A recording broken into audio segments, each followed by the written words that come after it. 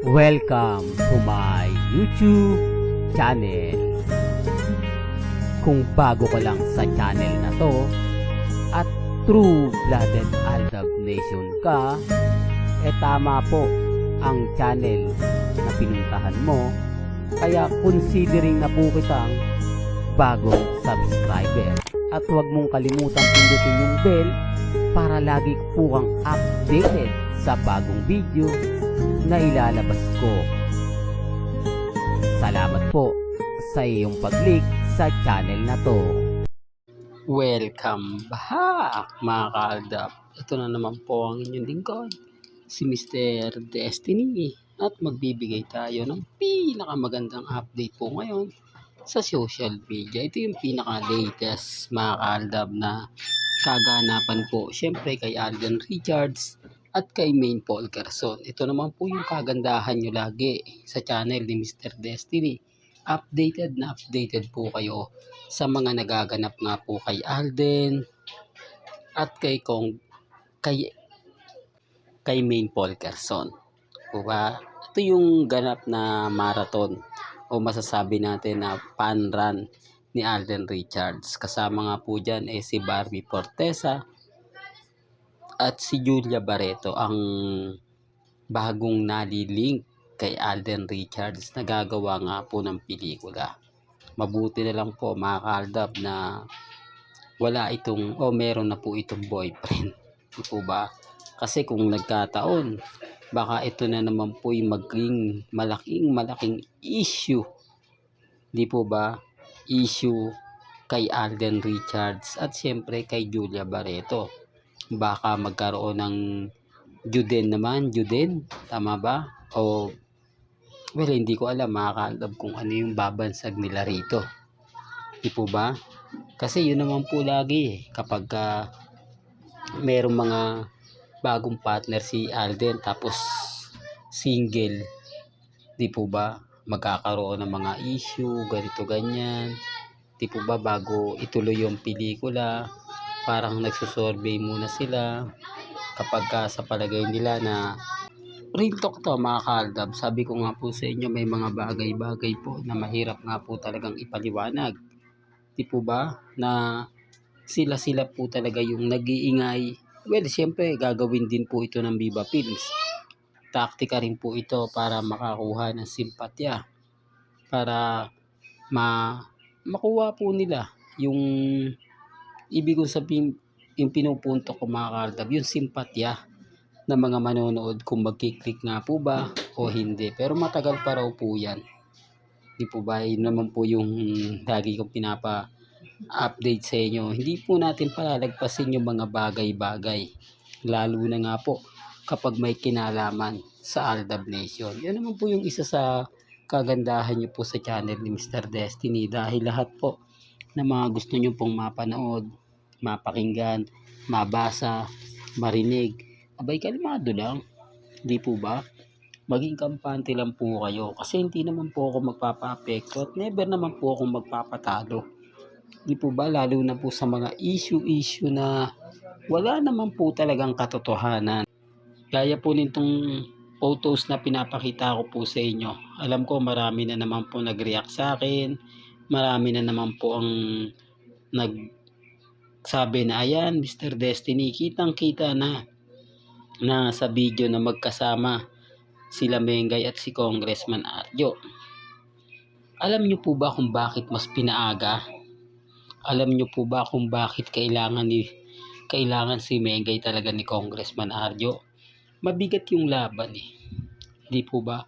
Kasi si Bingbong Crisologo na po ang kumbaga kalaban ni Congressman Arjo. Ang ibig sabihin, marami na po itong ginawa sa Quezon City at never po itong natatalo. At never po itong kumbaga hindi dinadaluhan ng maraming tao. Dito sa video na to o sa photos na to, kukunti lang po Yung live nga lang po nila 366 lang ang nanonood. Hindi naman siguro ganyang karami ang taga District 1 ng Quezon City. Pero bakit wala na pong nanonood? At pansin nyo na hindi po tinatao tignan nyo yung mga photos na to. Hindi siya ganun ka, yung kaingay, hindi katulad ng dati. Mga kaaldab na talagang maraming sumasalubong, maraming tao nag-aabang. Dito wala po ba? Kaya ang sabi ko sa inyo, ito siguro yung time na ginagawa po ito ni Congressman Arjo dahil nararamdaman niya na ang kalaban niya nga po si Bingbong Crisologo o si Vincent Crisologo, na kung saan nga po talaga matunog na matunog ang pangalan nito sa District 1 ng Quezon City. Sinasabi ko lang po ito mga kaaldab para lang po malinaw, para lang po sa mga taong bumibisita. Kung gusto niyo, sabi ko nga po sa inyo, kung gusto niyo lang naman po ng update, kung gusto niyo lang naman po ng mga latest, pupunta lang naman po kayo sa channel ni Mr. Destiny. Dito makikita nyo kung ano na nga po ba nagaganap, kung ano na nga po ba yung mapapakinggan, mapapanood ninyo. Kaya nga po yung iba nagtatanong na lang ano nga ba Mr. Destiny ganito? Ano nga ba yung mga ganyan? At least alam po ninyo. Etong mga to hindi ko to po inedit at never po ako nag-edit. Gaya po ng sinasabi ko sa inyo, kung ano po yung pinopost nila sa Instagram, sa Twitter, sa Facebook, hindi ko po yan dinadaya. Hindi ko po ginagawa ng mahikayan. Basta sa akin, makapagbigay ako sa inyo ng update, makapagbigay ako ng mga kaganapan. Di po ba? Yun naman po yung mahalaga at lagi kong sinasabi sa mga dumadaan po at bumibisita sa channel ni Mr. Destiny na kung gusto nyo lang po ng maiinit na talakayan, mga pinag-uusapan, mga issue, dito lang po kayo. Di po ba? Gaya nga po ng issue kay Catherine at kay Maine. Hindi ko po yung ginagawa-gawa lang. Nakikita nyo naman po siguro, napanood nyo naman po siguro. Baka sabihin ng iba, kwento ng iba, hindi ganyan, hindi ganito. Hindi nyo po pwedeng sabihin yan kasi nga po, bumulusok na Di po ba na mas mabango talaga si Maine kesa kay Catherine? Kung titignan nyo, dapat si Catherine ang pinakabida sa ABS-CBN. Pero iba na po si Mengay na nga po pinag-usapan keso sinasabi nila. Hindi, bago lang kasi si Maine, kaya talaga siya yung magiging topic. Kasi akalain mo nga naman, diba, sino naman kasi makapagsasabi na pupunta dun si Mengay na napakatagal na. Di po ba? 3 years na sila ni Congressman Arjo. Pero bakit ngayon lang to pumunta? Mga kwento na talagang may kanya-kanyang haka-haka.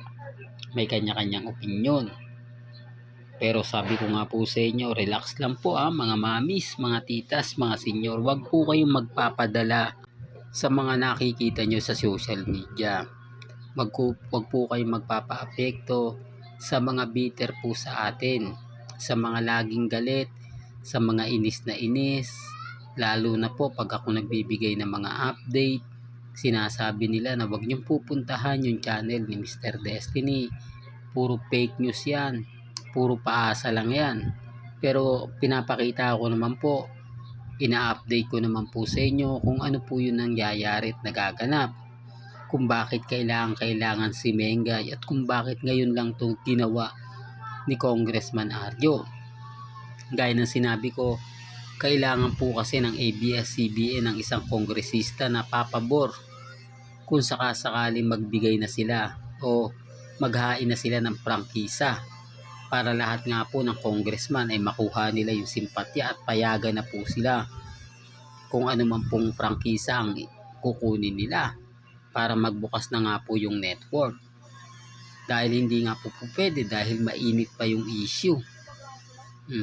Kaya nga sabi ko sa inyo, pinapalipas lang po nila. Ngayon pagka mainit na yung sitwasyon, saka sila bubulusok. Sinasabi ko lang po ito mga kaaldab para lang po malinaw. Pinapaliwanag ko lang po ito sa mga taong dumadaan at syempre bumibisita po sa channel ni Mr. Destiny. Di po ba na may kanya-kanya po tayong opinyon, may kanya-kanya tayong pananaw. Hindi po ako namimilit sa mga taong ayaw maniwala, sa mga taong dumadaan at bumibisita. Marami akong ebidensya po. Tignan nyo po yung mga video natin na in-upload ko since 2015. Doon nyo makikita kung sino nga po ba at kung saan nga po ba nagsimula. Sina Baby Teo, Playmate, at yung kasalan nila Mengay at ni Alden Richards. The real talk yan mga kaaldab. Doon nyo lang po makikita at mapapanood. Hanggang dito na lang po ang ating latest updates. Kaya kung gusto nyo pa po ng pinaka-latest at sariwang update, abay tumutok lang po kayo dito po sa channel ni Mr. Destiny para updated po kayo sa mga bago at sa mga latest na i-upload po natin maya maya lang.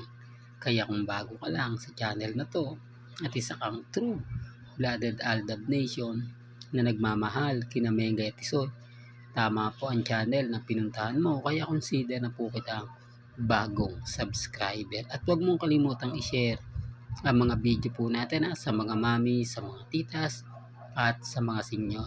Hanggang sa muli, salamat po sa panonood at pakikinig.